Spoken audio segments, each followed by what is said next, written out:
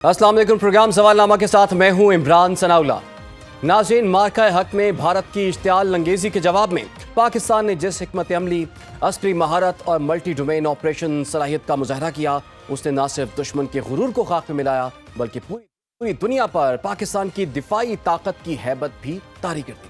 जदीद जंगी तकाज़ों के मुताबिक पाकिस्तानी ड्रोन्स ने हसास इलाकों में मुसलसल निगरानी और इंटेलिजेंस बर्तरी को यकीनी बनाया, जबकि पाक फ़िज़ाइया के शाहीनों ने बर्क रफ्तार रद्द-ए-अमल, जदीद टेक्नोलॉजी और मौसर हिकमत अमली के ज़रिए फ़ज़ाई महाज पर दुश्मन को फैसला कुन शिकस्त दी। दूसरी जानिब पाक बहरिया के जदीद आबदोज़ी निज़ाम और समुद्री दिफाई तैयारी ने भारत को बहरी सरहदों की जानिब बढ़ने की हिम्मत तक न करने दी। मार्का हक के दौरान मरबूत कमांड एंड कंट्रोल सिस्टम ने तीनों अफवाज के दरमियान गैर मामूली हम आहंगी बरकरार रखी, जबकि पाकिस्तान ने साइबर स्पेस, इंफॉर्मेशन और इलेक्ट्रॉनिक वॉरफेयर के जदीद सलाहियतों के जरिए दुश्मन के मवासलाती और बयानियाती निज़ाम को मौसर अंदाज में मफलूज करके ये साबित कर दिया कि पाकिस्तान सिर्फ सरहदों पर नहीं बल्कि हर महाज पर दिफाए वतन की मुकम्मल सलाहियत और अज़्म रखता है। मार्का हक के 1 साल मुकम्मल होने पर गुज़श्ता रोज़ होने वाली प्रेस कॉन्फ्रेंस दरअसल सिर्फ अस्करी कामयाबियों का इयादा नहीं थी, बल्कि पाकिस्तान की दिफाई हिकमत अमली, कौमी आज़म और मल्टी डोमेन वॉरफेयर में हासिल बर्तरी का एक वाज़े और दो टोक इजहार भी था। DGISPR लेफ्टिनेंट जनरल अहमद शरीफ चौधरी ने पाक फ़िज़ाइया और बहरिया के अफसरान के हमरा जिस एतमाद और जारहाना सिफारती और अस्करी बयानी के साथ गुफ्तगू की, उसने पैगाम दिया कि पाकिस्तान न सिर्फ रिवायती जंग बल्कि साइबर, इत्तलाती और नफ्सियाती महाजों पर भी मुकम्मल तैयारी रखता है। मार्का हक ऑपरेशन बुनियाद मरसूस को उन्होंने महज एक अस्करी मार्का नहीं बल्कि कौम और अफवाज पाकिस्तान के दरमियान गैर मुतज़लज़ल एतमाद की अलामत करार दिया। भारत के बयानिए, प्रॉक्सी और खित्ते में बालादस्ती के दावों को चैलेंज करते हुए DGISPR ने यह वाज़े किया कि पाकिस्तान ने महदूद वसाइल के बावजूद एक बड़े दुश्मन के खिलाफ अपनी दिफाई सलाहियतों का सिर्फ एक हिस्सा दुनिया को दिखाया है, जबकि असल ताकत और कौमी जज्बा इससे कहीं ज़्यादा मजबूत है। ये प्रेस कॉन्फ्रेंस दरअसल दुश्मन के लिए वार्निंग, कौम के लिए एतमाद और दुनिया के लिए एक वाज़े पैगाम थी कि पाकिस्तान अपनी खुद मुख्तारी, सलामती और कौमी वक़ार के दिफा के लिए हर महाज पर मुकम्मल तौर पर तैयार था, तैयार है और आगे भी रहेगा। इसी पर जी हम बात करेंगे। मैं ज्वाइन कर लिया है चेयरमैन तहरीक जवानाने पाकिस्तान अब्दुल्ला हमीद गुल साहब ने। अब्दुल्ला साहब, आपके वक्त का बहुत बहुत शुक्रिया। अब्दुल्ला साहब, मार्का हक को 1 साल मुकम्मल हुआ और आपको भी इस कामयाबी का 1 साल मुकम्मल होने पर बहुत बहुत मुबारक। बताइए कि मार्का हक को अब पाकिस्तान के दिफाई तारीख में किस नौयत की कामयाबी आप समझते हैं? बिस्मिल्लाहिर्रहमानिर्रहीम। बहुत बहुत शुक्रिया, आपको भी मुबारक हो। तो जिस तरीके से आप सब ने और मेरे ख्याल में पाकिस्तानी मीडिया ने, सुनों ने जिस तरीके से किरदार अदा किया, वो एक तारीख साज है और ये आप कोई ड्यूटी नहीं कर रहे थे। सच्ची बात है, क्योंकि मैं आपके साथ इस तमाम ट्रांसमिशंस का हिस्सा रहा हूँ। मुझे मालूम है कि पाकिस्तान का हर जो मीडिया से जुड़ा शख्स था, चाहे वो सोशल मीडिया था, प्रिंट इलेक्ट्रॉनिक था, वो ड्यूटी नहीं कर रहा था, बल्कि वो एक कौमी फरीज़ा अंजाम दे रहा था और बड़ा दिल से, मोहब्बत से और जिसको कहते हैं कि एक पूरे जज़्बे के साथ उन्होंने ये किरदार अदा किया। तो आई सैल्यूट यू ऑल। जहाँ तक ताल्लुक है जी 1 साल का, देखिए 1 साल ने पाकिस्तान को एक नई जो जहत है उस वो दी है और पाकिस्तान को वो शनाख्त मिली है जिसका वो कुछ अरसे से मुतलाशी था। 9/11 के बाद सूरत हाल तब्दील हुई, पाकिस्तान की जो भी पॉलिसियाँ थीं वो मेरे ख्याल में उस तरह से डिफेंस की जानिब थीं। हमारे जब आर्मी की कमान तब्दील हुई और जनाब आसिम मुनीर साहब बतौर आर्मी के चीफ आए, उन्होंने फिर एक हिकमत अमली तब्दील की और हमने देखा कि चाहे वो ईरान की जानिब से एक मेरे ख्याल में गलतफहमी की बुनियाद के ऊपर हमला था मिसाइल का, हमने जवाब दिया। भारत की जानिब से हमला हुआ, हमने मुंह तोड़ जवाब दिया, दंदान शिकन दिया और बोन क्रशिंग जवाब दिया। और फिर अफगानिस्तान के ज़रिए भारत की प्रॉक्सी ने हमला किया, तो उसका भी अल्हम्दुलिल्लाह जवाब तसल्ली बख्श दिया जा रहा है। लेकिन इस सतह के अंदर एक और इज़ाफ़ा हुआ और वो हुआ हमारी सिफ़ारती कामयाबी। अल्लाह ताला ने एक मेरे ख़्याल में ऐसा हालात पैदा कर दिए कि दुनिया एक तीसरी आलमी जंग की तरफ बढ़ गई और हमने फिर देखा कि किस तरीके से ईरान और अमेरिका और इसराइल जंग के अंदर पाकिस्तान ने बेहतरीन हिकमत अमली, 193 ममालिक के अंदर सिर्फ पाकिस्तान को ये शर्फ हासिल हुआ कि उसने आगे बढ़कर ये कहा कि अब बस हो जानी चाहिए और अमेरिका को भी ये बावर कराया कि आप जो कर रहे हैं ये आपके लिए और पूरी दुनिया के हक के लिए बेहतर नहीं होगा।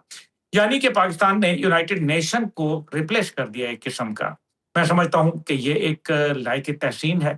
اور اب جو پاکستان اس ایک سال کے اندر کھڑا ہے وہ پاکستان اپنی شناخت پہ کھڑا ہے، اپنی پہچان پہ کھڑا ہے، اور بھارت کی نگاہوں سے جو پاکستان کو دیکھا جاتا تھا، اسرائیل کی آنکھوں سے جو دکھایا جاتا تھا، وہ میرے خیال میں ایک چیپٹر اوور ہو چکا ہے. ہاں، یہ میں ضرور کہوں گا کہ پاکستان کا الحمدللہ جب بھی افواج پاکستان کی بات کریں، افواج پاکستان کو یہ معلوم تھا کہ ہمارا مقابلہ جو ہے وہ یہی ہے کہ جیسے ایئر فورس، کہ ہم نے 2 جہازوں کے مقابلے میں 8 جہازوں کے مقابلے میں 2 جہازوں سے شبکت کیسے لے جانی ہے. یہ پاکستان ایئر فورس کا طریقہ کار اور پاکستان آرمی کا یہ کردار تھا کہ ہم نے اپنے محدود وسائل کے باوجود اپنے سے کئی گنا بڑی جو فوج ہے اس کو ہم نے کیسے آڑے ہاتھوں لینا ہے، اور پھر انہوں نے لیا. اور جی پھر ساتھ ہی ساتھ ہم نے یہ بھی دیکھا کہ ہماری جو نیوی تھی اس کی دھاک اور دہشت کی وجہ سے آئی این ایس وکرانت کے چرچے تو بڑے ہوئے کہ جناب ایئر کرافٹ کیریئر جو ہے وہ روانہ ہے پاکستان کی جانب اور پتہ نہیں کراچی کو اڑا دے گا، یہ کر دے گا، وہ کر دے گا. باخدا پاکستان کے بحری جو محافظ ہیں انہوں نے ان بحری قزاقوں کو وہاں آنے نہیں دیا، اور ان کے خوف اور ہیبت سے یہ سمٹ کر رائی ہو گئے. اور بالکل نتیجہ یہ نکلا کہ الحمدللہ پاکستان کو اللہ نے ایک عظیم کامیابی دی. یہاں بالکل. یہ اگر میں اپنی عبداللہ مقبول انٹیلیجنس صاحب، ایجنسیز یہ کے ویسے آپ نے بڑی اچھی بات کی ہے کہ پاکستان ایک بالکل نیا پاکستان، اور کہنے والے کہتے ہیں پرانے نقشے پر یہ نیا پاکستان پوری دنیا نے اب دیکھا ہے. D G I S P R نے کل بڑے ایک اہم جملہ جو ہے وہ بولا. انہوں نے کہا کہ پاکستان نے اپنی طاقت کا صرف 10 سے 15% جو ہے وہ یہ دکھایا ہے. اس بیان کو آپ کس تناظر میں دیکھتے ہیں، اور کیا اب انڈیا کو اندازہ ہے وہ جو آپ اکثر ذکر کرتے ہوتے ہیں کہ حافظ دواخانے سے جو ان کی ایک علاج ان کا چل رہا تھا، تو ابھی تو میرے خیال میں پہلی ڈوز تھی، یہ 10 سے 15% ان کو افاقہ ہوا ہوگا، مزید ڈوز بھی ان کو چاہیے یا پھر وہ اس دفعہ باز آ جائیں گے؟ دیکھیں ابھی تو چند گھنٹوں کی ڈوز دی تھی، ابھی تو پورا علاج باقی ہے، اور انشاءاللہ تعالیٰ وہ تسلی بخش بنیاد کے اوپر صیغہ راز میں رکھ کے کیا جا رہا ہے. انشاءاللہ تعالیٰ بے فکر رہیں، آپ نہ گھبرائیں. میں جو بات کر رہا تھا کہ جہاں ہماری ان تینوں مسلح افواج کا ذکر کیا، وہاں اگر ہم اپنی انٹیلیجنس ایجنسیز کا ذکر نہ کریں تو میرے خیال میں یہ بڑا ظلم ہوگا. انٹیلیجنس ایجنسیز کا کردار اتنا زبردست تھا کیونکہ کسی بھی قوم کے لیے اس کی آنکھیں اور کان اس کی انٹیلیجنس ایجنسی ہوتی ہے، جس نے صحیح راستے کے اوپر اپنے پن پوائنٹ ایکوریسی کے ساتھ بتا دیا کہ دشمن کے یہاں چیزیں موجود ہیں. اب جیسے ڈی آئی ایس آئی کی بات کریں تو وہ ہمارے نیشنل سیکیورٹی ایڈوائزر بھی ہیں، اور ان کی ایک بہترین حکمت عملی کی وجہ سے الحمدللہ اللہ نے ہمیں بہت کچھ جو ہے وہ عزت میں اضافہ کیا اور کر رہا ہے. اب جو اگر بات کر لیں کہ جو ابھی ان کے مستقبل کی تیاریاں، دیکھیں 15ویں کور کے کمانڈر جو ہے جنرل راجیو گائے، انہوں نے کل ہی کہیں ایک بات چیت کی ہے جس کو میں نے سنا، جس میں انہوں نے کہا کہ ہم نے آپریشن سندور سے بہت کچھ سیکھا. انہوں نے یہ بھی کہا کہ ہمارا بارڈر جو تھا وہ ایک تھا لیکن ہمارے دشمن جو تھے وہ کئی تھے، جن میں انہوں نے کہا اشارہ چین اور ترکی کی جانب بھی تھا. لیکن وہ یہ بھول گئے کہ پاکستان کا دفاعی معاہدہ سعودی عرب کے ساتھ بھی ہے، وہ انہوں نے ان کا نام ہی نہیں لیا. حالانکہ یہ وہ بھول گئے کہ شاید بھولنا چاہتے تھے کہ 42 ارب ڈالر کا ان کے ساتھ ان کا ٹریڈ ہے، اور ظاہر ہے پاکستان اور سعودی عرب تو بھائی ہیں. اینڈ آف دا ڈے پہ بھائی بھائی کے ساتھ کھڑا ہو جاتا ہے اور دشمن کی جو نیندیں ہیں وہ حرام کر دیتا ہے. ہاؤ ایور یہ اگر دیکھا جائے کہ بھارت کا اس ٹائم پہ بھارت کے پاس جو ٹیکنالوجی ہے وہ چوں چوں کا مربع ہے، یا یوں کہیں کہ آنگن ٹیڑھا ہے. ایک طرف 114 رافیل جہازوں کی ڈیل کی گئی ہے تو دوسری جانب فرانس نے سورس کوڈ دینے سے انکار کر دیا ہے، یعنی کہ یہ جہاز تو ہوں گے لیکن پھونکے مار کے اڑانے والے.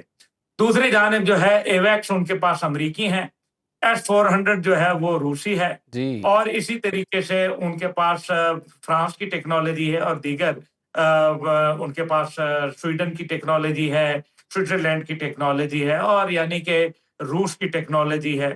چونچو کا مربع بیسکلی. لیکن اس سب کے اندر ایک جو ایکو انٹیگریشن ہوتی ہے وہ ان کے پاس موجود نہیں ہے. پاکستان کے جو پائلٹس ہیں وہ تو میرے خیال میں انہوں نے بتا دیا کہ ابھی طفل مکتب ہے بھارتی فضائیہ، اور پاکستان کے استاد کے पास पहुंचते पहुंचते एक वक्त लग जाएगा। लेकिन डीजीआई स्पेयर जनरल अहमद शरीफ चौधरी ने एक और बड़ी मजे की बात कही, और वो ये कहा कि 14 अगस्त को जो इस बार परेड होगी उसके अंदर भारत को कुछ और नजारा दिखाया जाएगा। यानी कि लगता यह है कि चेंगडू इलेक्ट्रॉन जो एविएशन है जी। उसकी जानिब से J-35 जहाज की मुझे कुछ घन घरज सुनाई दे रही है। 5th जनरेशन मल्टी रोल जहाज और पाकिस्तान की फजाइया का हिस्सा बनने जा रहा है।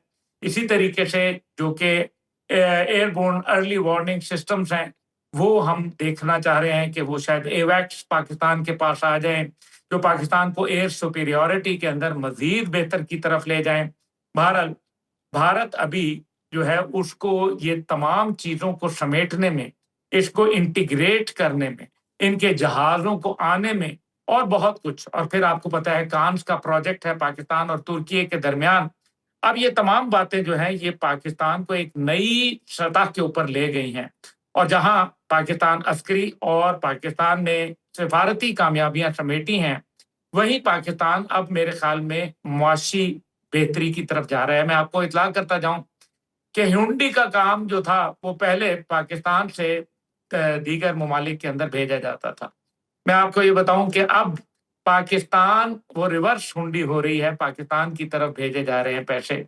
पाकिस्तान कोई बहुत बड़ी कामयाबी समेट रहा है, और अल्हम्दुलिल्लाह मैं जैसे गुजारिश करता रहता हूं कि अब सियासत चमकाने का वक्त नहीं है, जी। रियासत चमकाने का वक्त है।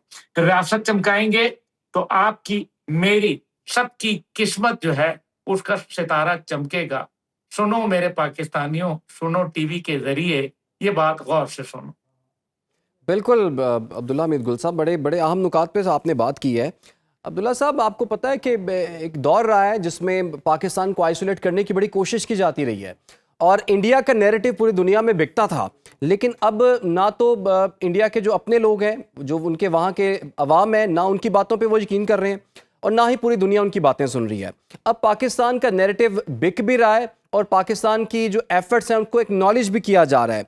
इस तब्दीली को आप किस तरह से देखते हैं? और आने वाले दिनों में जैसा कि अभी हम देख रहे हैं कि मशरिक़ वस्ता में कोई कॉन्फ्लिक्ट आ रहा है तो पाकिस्तान उसमें रोल प्ले कर रहा है, पाकिस्तान जिस खत्ते में मौजूद है, ईरान वाला मामला है, पाकिस्तान इसमें रोल प्ले कर रहा है, दीगर मामलात में भी पाकिस्तान रोल प्ले कर रहा है। तो इसको पाकिस्तान किस तरह से अपॉर्चुनिटी के तौर पर ले सकता है? और जैसे कि आपने मुआशी तौर पर बात की है, तो इसका कुछ ये चीज़ें ट्रांसक्राइब होकर मुआशी तौर पर पाकिस्तान को कैसे बेनिफिट दे सकती हैं?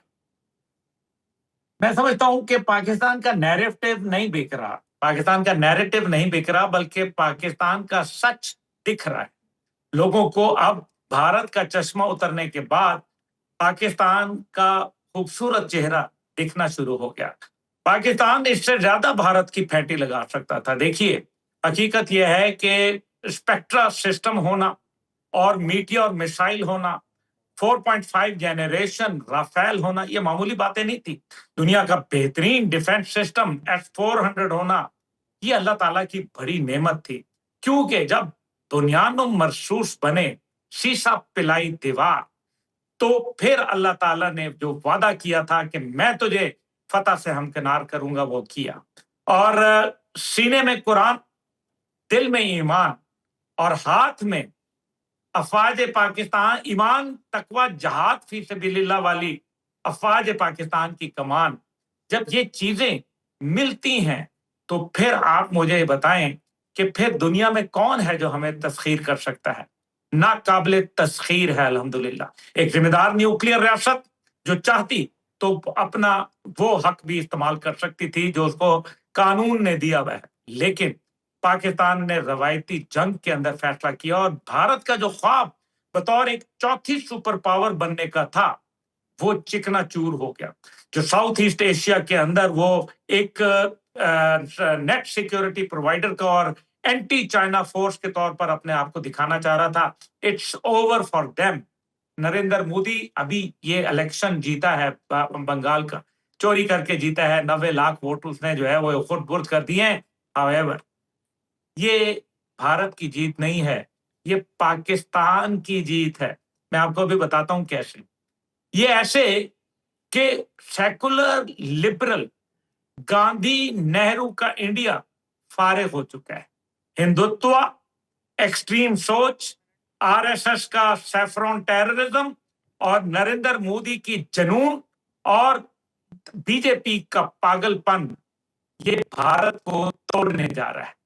अब भारत को बिखरने से, टूटने से और बर्बाद होने से कोई नहीं बचा सकता, क्योंकि उनके पास बीजेपी मौजूद है जो भारत को तकसीम करके जाएगी, रंग की बुनियाद पर, नस्ल की बुनियाद के ऊपर, सियासत की बुनियाद के ऊपर, कौमियत की बुनियाद के ऊपर, मजहब की बुनियाद के ऊपर। भारत तारीख बन गया और पाकिस्तान तारीख बनाने जा रहा है। बिल्कुल जी, पाकिस्तान तारीख बनाने जा रहा है और भारत में आप जैसे कि बता रहे हैं तकसीम दर तकसीम हमें नज़र आ रही है। आपने बंगाल की बात की अब्दुल्ला हमीद गुल साहब, तो वहाँ पर आपने बिल्कुल ठीक कहा कि 90 लाख जो मुसलमान वोटर्स हैं उनके वोट्स कम किए गए। ना सिर्फ ये कम किए गए बल्कि 7 लाख जो इंतहा पसंद हैं उन वोटर्स को इसमें शामिल किया गया और बीजेपी ने बंगाल में ऐसे कामयाबी हासिल की है जिसका इफेक्ट उन्हें आने वाले दिनों में पता चल ही जाएगा। बहुत बहुत शुक्रिया फिलहाल के लिए अब्दुल्ला हमीद गुल साहब, आपने हमें वक्त दिया। नाज़रीन फिलहाल हमें एक छोटी सी ब्रेक लेनी है, आप लोग हमारे साथ रहिए। Welcome back. गुफ्तगू के सिलसिले को आगे बढ़ाएंगे। मार्का हक को 1 साल मुकम्मल हुआ, ये शानदार कामयाबी पाकिस्तान के हिस्से में आई और इस कामयाबी के बाद फिर पूरे 1 साल के अंदर हमने देख लिया कि पाकिस्तान को जिस तरह से एक के बाद एक कामयाबी मिली, सिफारती तौर पर कामयाबी मिली, दिफाई तौर पर कामयाबी मिली और ख़ास तौर पर जो पाकिस्तान का इमेज पूरी दुनिया में गया वो बड़ा शानदार रहा है। इस वक्त हमें ज्वाइन कर लिया है साबिक सफ़ीर और दफाई तजज़ियाकार air marshal retired Saeed Mohammad Khan साहब ने। सईद साहब आपके वक्त का बहुत बहुत शुक्रिया। सईद साहब, ये जो मार्का हक को आप पाकिस्तान की अस्करी तारीख में किस जाविये से देखते हैं और इसकी सबसे बड़ी स्ट्रेटेजिक कामयाबी आपके ख्याल में क्या रही? बिस्मिल्लाहिर्रहमानिर्रहीम। पहले तो आपका शुक्रिया कि आज आपने अपने चैनल पे इनवाइट किया मुझे। देखिए, 5 मई 2025 से पहले का पाकिस्तान मुख्तलिफ है और 6 मई 2025 के बाद का पाकिस्तान बहुत मुख्तलिफ है। जो पहले का पाकिस्तान था वो पॉलिटिकली डिवाइडेड था। वो क्या कहते हैं, पूरी दुनिया जो है वो लुक डाउन करती थी पाकिस्तान के ऊपर, इसको एक टेरर हब समझती थी कि इकोनॉमिकली वीक है और अपना ख्याल नहीं रख सकता, इसलिए ये इस इलाके के ऊपर एक बोझ है। लेकिन 6 मई 2025 के बाद जब पाकिस्तान ने अपने से 3 गुना बड़ी फौज को शिकस्त दी तो लोग पूरी दुनिया को ये एहसास हुआ कि जो हमारा पाकिस्तान के बारे में इंप्रेशन था वो कंप्लीटली गलत था। ये तो एक बहुत सेंसिबल मुल्क है जो कि जीतते हुए भी जंग को रोक सकता है, प्लस उसने जो है वो इस इलाके के अंदर ये जो जितनी स्टेबिलिटी है, मिलिट्री स्टेबिलिटी है, वो पाकिस्तान की वजह से है, इंडिया की वजह से। इसलिए पिछला 1 साल जो है मैं देखता हूं कि वो पाकिस्तान की असेंडेंसी का साल है और इंडिया के लिए तनज़ुली का साल है। हमने पिछले 1 साल में मिलिटरीली कई कंट्रीज के साथ मुआहदे किए, लेकिन सबसे ज्यादा मेरा ख्याल हमारा रोल जो है ये प्रेजेंट ईरान अमेरिका वॉर के अंदर खुलकर सामने आया। सो मेरा ख्याल है कि उस विक्ट्री के बाद जो हमने 2025 में हासिल की थी, पिछले 1 साल में हमने डिप्लोमेटिक विक्ट्री हासिल की है और इस विक्ट्री की वजह से आज दुनिया का शायद ही कोई कैपिटल है या शायद ही कोई जगह है जहां पाकिस्तान की तारीफ नहीं हो रही। सो मेरे ख्याल में पिछला 1 साल जो है वो हमारी तारीख में हमेशा बहुत सुनहरे हरूफ में लिखा जाएगा और हमें दोनों अपनी पॉलिटिकल और मिलिट्री लीडरशिप की तारीफ करनी चाहिए जिन्होंने ये सब कुछ पॉसिबल किया। बिल्कुल सईद साहब, आपने दुरुस्त कहा, बिल्कुल सुनहरी अल्फाज में लिखा जाएगा पूरा 1 साल। अब मसला ये है कि पाकिस्तान की जो कामयाबी है ना वो भारत को तो हजम नहीं हो रही होंगी और वो इसी ताक में बैठा होगा कि मैं कुछ ना कुछ करूं। अभी वहाँ से आपको पता है कि पिछले कुछ दिनों से, हफ्तों से ये बात सुनने में आ रही है कि सिंदूर 2 जो है वो शुरू करने का वो लोग इरादा रखते हैं, लेकिन कल DGISPR ने कह दिया हुआ तो हमने जो 1 साल पहले जो मार्का हक किया था तो हमने सिर्फ अपनी 10 से 15% ताकत का मुजाहरा किया था। आपको क्या लगता है कि इंडिया के साथ जो बॉर्डर है पाकिस्तान का, वहाँ पर क्या अभी भी खतरात मौजूद हैं या इंडिया को अकल हो चुकी हुई है, वो जो न्यू नॉर्मल सेट करना चाहता था वो पॉसिबल नहीं है? देखिए, इंडिया जो है ना वो एक बहुत ही अनप्रिडिक्टेबल कंट्री है। अगर हम ये एक्सपेक्ट करें कि इंडिया ने कोई सबक सीख लिया होगा तो मेरे ख्याल में जब तक बीजेपी की गवर्नमेंट है ये एनालिसिस या ये सोच गलत होगी। जब तक आरएसएस और हिंदुत्व पॉलिसी उधर डोमिनेंट है وہ ہمیشہ چاہیں گے کہ پاکستان کو کسی نہ کسی طریقے سے نقصان پہنچائیں اور ان کو جو شرمندگی ہوئی ہے 2025 میں اس شرمندگی کو وہ کسی طریقے سے دھو سکیں. میرے خیال میں جو ہے نا ہم آلریڈی سندور 2 کے اندر موجود ہیں. جو سندور 1 تھا اس کے اندر ہمارے اور انڈیا کے درمیان ایک ڈائریکٹ جنگ ہوئی تھی، لیکن سندور 2 میں انڈیا نے جو اپنی پروکسیز ہیں جو تحریک طالبان پاکستان اور BLA ہیں اور جو افغان سوئل سے آپریٹ کر رہی ہیں، انہوں نے ان کو پاکستان کے اوپر ایک طریقے سے چھوڑ دیا ہے. اور ہم نے دیکھا کہ مئی 2025 کے بعد کوئی 7-8 مہینے بہت زیادہ پاکستان میں ٹیررسٹ ایکٹیویٹیز ہوئیں. لیکن جب پاکستان نے ایک سٹرونگ کنٹری ہونے کا ارادہ کیا اور ہم نے ان دونوں آرگنائزیشنز کو افغانستان کے اندر جا کے مارنے کا ارادہ کیا، تو پھر یہ ساری سچویشن انڈر کنٹرول آئی اور اب ہم کہہ سکتے ہیں کہ الحمدللہ ہمارا ایسٹرن بارڈر بھی اور ہمارا ویسٹرن بارڈر دونوں کافی حد تک سیکیور ہو چکے ہیں. سو میرے نزدیک ہم نے سندور 1 اور سندور 2 دونوں جیت لی ہیں. However, اب انڈیا میرے خیال میں ان دا شارٹ فیوچر وہ ہمارے ساتھ ڈائریکٹ جنگ کرنے کی غلطی نہیں کرے گا. اور جس طرح آپ فرما رہے ہیں ایک نیو نارمل سیٹ ہو چکا ہے، اس کو اندازہ ہو گیا ہے کہ یہ جو پریزنٹ رجیم ہے پاکستان کے اندر، یہ اس ریڈ لائن کو کبھی کراس نہیں ہونے دے گی. اور اگر ہم نے پاکستان کے ساتھ کوئی پنگا لیا تو پاکستان جو ہے وہ بہت برے طریقے سے ہمارے ساتھ ریاکٹ کرے گا. تو سعید صاحب، اور اب تو دیکھیے پوری دنیا کی بھی سپورٹ ہمیں حاصل ہے. پوری دنیا یہ جانتی ہے کہ پاکستان جو ہے ایک اچھا ملک ہے اور اس نے کوئی غلط حرکت نہیں کی اور نہ وہ فیوچر میں کوئی کرنے کا ارادہ رکھتا ہے. اچھا سعید صاحب، یہ 14 اگست کو دفاعی طاقت کی جھلک دکھانے کے اعلان کو آپ دشمن کے لیے کیا پیغام سمجھتے ہیں؟ کیا 5th جنریشن J-35 اسٹیلتھ طیارے پاکستانی فضائیہ کا حصہ بننے جا رہے ہیں؟ کیا اس میں یہ سرپرائز موجود ہے؟ دیکھیے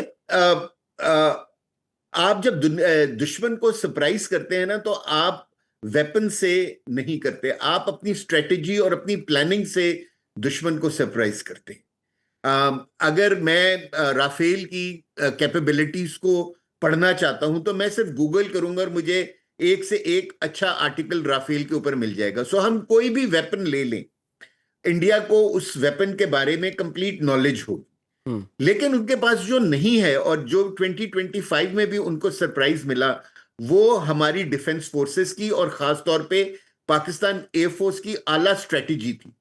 وہ جس طریقے سے یہ جنگ لڑنا چاہتے تھے سب کنونشنل ڈومین کے اندر، ہم نے اس طرح جنگ نہیں لڑی، بلکہ ہم نے ایک ملٹی ڈومین آپریشن کیا اور ہم نے ایک ایسی کل چین بنائی کہ ہم نے ان کے جہازوں کو انہی کی ایئر سپیس کے اندر تباہ کرنا شروع کر دیا.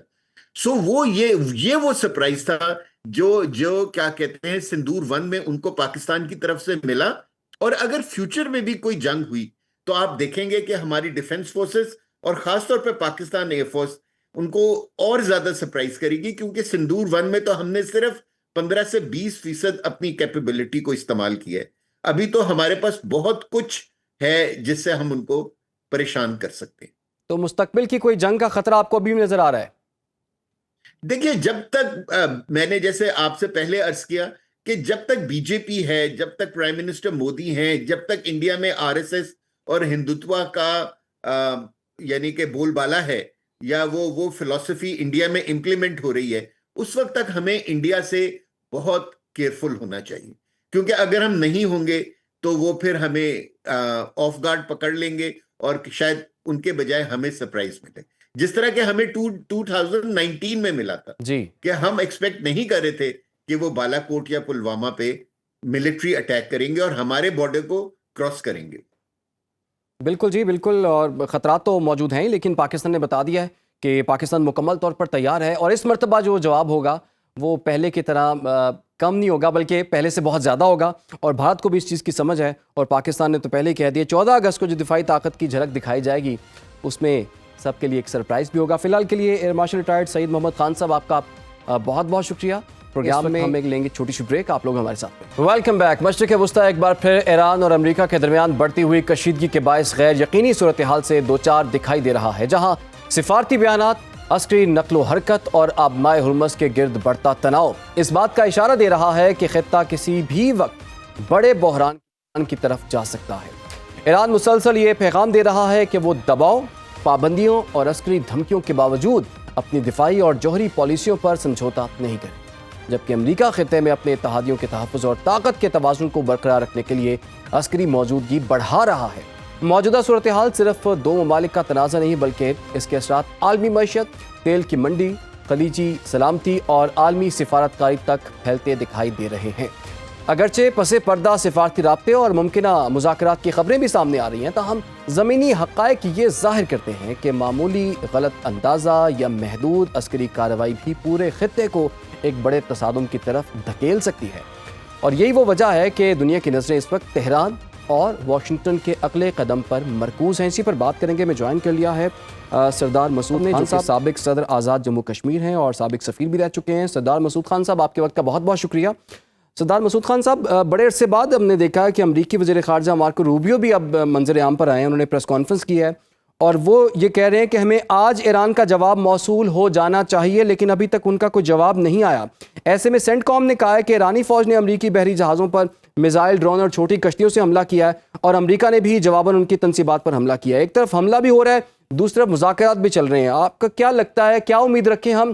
ہر آنے والے ہفتے یہ لگتا ہے کہ شاید ڈیل ہو جائے، شاید مذاکرات ہو جائیں، اگلے ہفتے بات ہو جائے۔ کیا ہم مذاکرات یا معاہدے کے قریب پہنچ رہے ہیں یا ابھی کچھ فاصلہ باقی ہے؟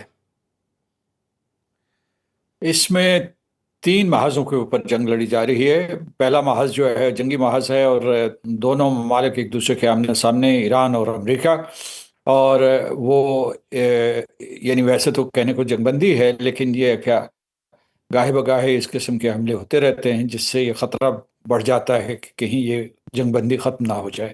دوسرا جو ہے وہ ان کا اکنامک لیوریج کا ہے، جو ایک دوسرے کو اکنامکلی نقصان پہنچانے کی کوشش کر رہے ہیں، یعنی امریکہ ایران کو معاشی طور پر تباہ کرنا چاہتا ہے، اور جواباً جو ہے ایران وہ ساری دنیا کو، اس نے ساری دنیا کی عالمی معیشت جو ہے اس کو خطرے میں ڈالا ہوا ہے، جو تیل کی یا گیس کی یا اشیاء خوردنی یا ادویات جو بھی ہیں، جو بھی سپلائی چینز ہیں، ان کو درہم بھرہم کیا ہوا ہے، آبنۂ ہرموز کی پابندی کی وجہ سے، آبنۂ ہرموز کی ناکہ بندی کی وجہ سے۔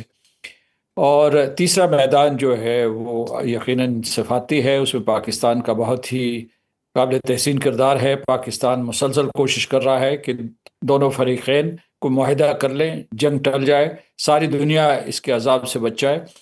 ایک میں چوتھی جنگ کا بھی ذکر کرنا چاہتا ہوں کہ جب یہ مذاکرات ہو رہے ہیں تو اعصابی جنگ بھی چل رہی ہے، یعنی جو صدر ٹرمپ کے بیانات ہیں، جو مختلف اور متضاد بیانات ہیں، اور جو ایران سے بیانات آتے ہیں، ان کے اسپیکر جو ہیں باقر غالباف ہوں یا ان کے جو صدر ہوں پزشکیان ہوں، تو ان سے جو بیانات ہیں، یا کچھ دن پہلے جو ہے رہبر اعلیٰ مجتبیٰ خمینی نے بیانات دیے تھے، تو اس میں جو ہے ملے جلے سگنلز آتے ہیں، بہت سخت بیانات بھی ہوتے ہیں، اور بعض اوقات وہ یہ بھی کہتے ہیں کہ سفارت کا دروازہ کھلا ہے۔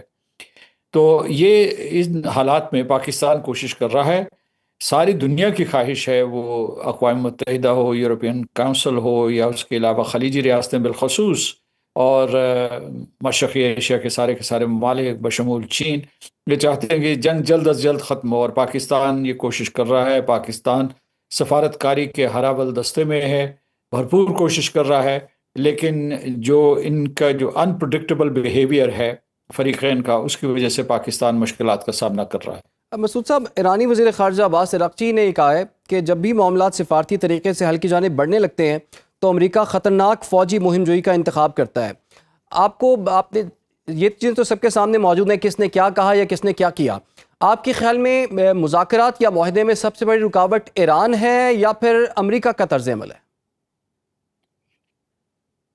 حملہ امریکہ نے کیا تھا اسرائیل کے ساتھ مل کے، تو اس سے پہلے آبنائے ہرموز کھلی ہوئی تھی۔ اس کے بعد یہ ہے کہ صدر ٹرمپ کو اور امریکہ کو اپنی فوجی استعداد کے اوپر بہت فخر ہے، غرور ہے، اور اس وجہ سے وہ جو ہے اسے ڈیمونسٹریٹ بھی کر رہے ہیں، ایک قسم کی وہ مشق بھی کر رہے ہیں۔ میں سمجھتا ہوں کہ کسی اور جنگ کے لیے بھی مشق جاری ہے، وہ دیکھنا چاہتے ہیں کہ ان کے پلیٹ فارمز کس طریقے سے استعمال ہوتے ہیں، کتنے مؤثر ہیں، کیونکہ ایران اتنا طاقتور ملک نہیں تھا جس کے لیے 3 بحری بیڑے امریکہ یہاں لاتا یا ایران کا محاصرہ کرتا ہے. یعنی ایک طریقے سے یہ ایران کو میں سمجھتا ہوں ٹریبیوٹ اور کمپلیمنٹ دیا جا رہا ہے کہ دنیا کی سب سے بڑی عسکری طاقت اپنا Gerald Ford aircraft carrier بھی لا رہی ہے، ابراہیم لنکن بھی لا رہی ہے، پھر جو ہے انہوں نے جارج HW بش جو ہے وہ بھی ادھر متعین کیا، پھر اس کے بعد ان کے پاس ایمفیبین فورسز بھی ہیں، ان کے پاس جو ہے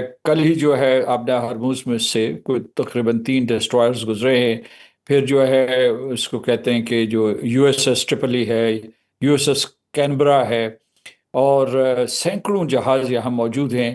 یہ ملک جو تھا اس کے مقابلے میں ایران جو تھا یہ تو معاشی اور فوجی پابندیوں کا شکار تھا. اس کے باوجود اس نے کوئی میسائلز کے سلسلے میں، ڈرونز کے سلسلے میں اپنی جو ہے استعداد پیدا کی ہے. تو اس اعتبار سے ہمیں یعنی یہ کہ اگر ایران تو یہ چاہے گا کہ جنگ فوری طور پر ختم ہو جائے، تاہم امریکہ کی طرف سے جو مطالبات آ رہے ہیں وہ ایسے ہیں کہ ایرانیوں کے لیے، ایران کے حکمرانوں کے لیے ناقابل قبول ہے. مثال کے طور پر یہ صفر افسودگی کا جو ان کا اصرار ہے یورینیم کی افسودگی کے اوپر، یا یہ کہ ایران کے اوپر مستقل طور پر پابندی لگا دی جائے کہ وہ کبھی بھی یورینیم کی افسودگی نہیں کر سکے گا سویلین پرپسز کے لیے، اور کیا ان کے جو اثاثے ہیں ان کو ریلیز کیا جائے گا، ان کو منجمد اثاثے ان کو ریلیز کیا جائے گا، ان کے اوپر معاشی پابندیاں ختم ہوں گی یا نہیں ہوں گی. یہ سارے کے سارے معاملات ایسے ہیں جس میں ایران کی تو یہ خواہش ہوگی کہ جو نقشہ ابھر رہا ہے جس میں میمورنڈم آف انڈرسٹینڈنگ کی بات کی جا رہی ہے اس کے مطابق تو یہ ہے کہ جنگ فوری طور پر یعنی مطلب ہے ختم کرنے کا یہ طریقہ ہے کہ آبنا ہرمز کو کھول دیا جائے، امریکی اپنا محاصرہ ختم کر دے، اور اس کے بعد 1 مہینے تک نیوکلیئر ٹاکس ہوں، اور اس سے جو بھی جس طریقے سے بھی وہ دونوں فریقین ایک دوسرے کے قریب آئیں، مسائل حل کریں. ایک اور مسئلہ اب یہ اٹھ رہا ہے جی کہ ایران یہ اصرار کر رہا ہے کہ اسے کوئی ضمانتیں دی جائیں کہ امریکہ اور اسرائیل دوبارہ اس کے اوپر حملہ نہیں کریں گے، کیونکہ ان کو یہ خدشہ ہے کہ یہ دوبارہ حملہ کر سکتے ہیں. دوسرا یہ بھی ہے کہ جو اس وقت گفتگو چل رہی ہے اس میں ایک آواز خلیجی ریاستوں کی طرف سے بھی آئی ہے کہ یہ صرف جو ہے ایران اور امریکہ کے درمیان سلامتی کا مسئلہ نہیں ہے، انہیں بھی کسی ایک سیکیورٹی پیکٹ میں شامل کرنا چاہیے. تو میں سمجھتا ہوں کہ جب یہ پہلے 2 قدم یہ اٹھا لیں تو وہ تیسرا قدم بھی اٹھا سکتے ہیں، اور یہ کچھ ایسے معاملات ہیں جس کے اوپر جی تبادلہ خیال ہو رہا ہے. پاکستان کی ایک مرتبہ پھر صدر ٹرمپ نے تعریف کی ہے، بجا طور پر تعریف کی ہے، اور امریکہ چونکہ دنیا کا طاقتور ترین ملک ہے، میں سمجھتا ہوں کہ ان کو اس سلسلے میں فیاضی کا مظاہرہ کرنا چاہیے، بڑا دل رکھنا چاہیے، اور اس کے بعد جو ہے معاملات کو طے کرنا چاہیے کہ جس طریقے سے بڑھا چڑھا کے ایران کو عالمی سطح پہ ایک تھریٹ کے طور پہ پیش کرتے ہیں، میرا خیال ہے وہ درست نہیں ہے. ایران کی اتنی طاقت اور استعداد نہیں ہے کہ امریکہ کے ساتھ مقابلہ کر سکے. وہ اس خطے میں سروائیو کر گیا ہے، امریکہ اور اسرائیل کے حملوں کے سامنے سروائیو کر گیا ہے. یہ ہی بہت قابل تحسین ہے، کیونکہ اتنی بڑی طاقت کے ساتھ ٹکر لینا، جس کی جو دنیا کی دنیا وہ یہ اس فخریہ طور پہ کہتے ہیں امریکی کہ دنیا کی تاریخ میں اتنی مضبوط فوج کبھی بھی نہیں دیکھی گئی، اور یہ بات درست بھی ہے. بالکل مسعود صاحب، اور بظاہر تو ہمیں نظر آ رہا ہے ایرانی جو ہیں وہ زیادہ پرسکون نظر آ رہے ہیں، ان کو کوئی خاص جلدی نظر نہیں آ رہی، لیکن ان کے اگینسٹ اگر دیکھا جائے امریکہ کی بے قراری، بے چینی جو ہے وہ نظر آ رہی ہے. کچھ لوگ کہتے ہیں کہ جی مڈ ٹرم الیکشنز آ رہے ہیں اور اس کے لیے ڈونلڈ ٹرمپ کی جو مقبولیت ہے وہ تاریخ کی کم ترین سطح پر پہنچ چکی ہوئی ہے. کچھ لوگوں کا یہ خیال ہے کہ یہ معاملہ کسی طور پر بھی چین کے دورے سے، امریکی صدر ڈونلڈ ٹرمپ کے چین کے دورے سے پہلے کنکلوڈ ہونا ہے. کیا آپ اس بات سے اتفاق کرتے ہیں؟ اور اگر یہ معاملہ جو ہے یا مذاکرات معاہدہ جو ہے وہ نہیں ہو پاتا تو اس کے بعد ڈونلڈ ٹرمپ کا چین کا دورہ جو ہے وہ واقعی ہوگا، اور اس کی کیا سگنیفیکنس پہ دیکھتے ہیں آپ؟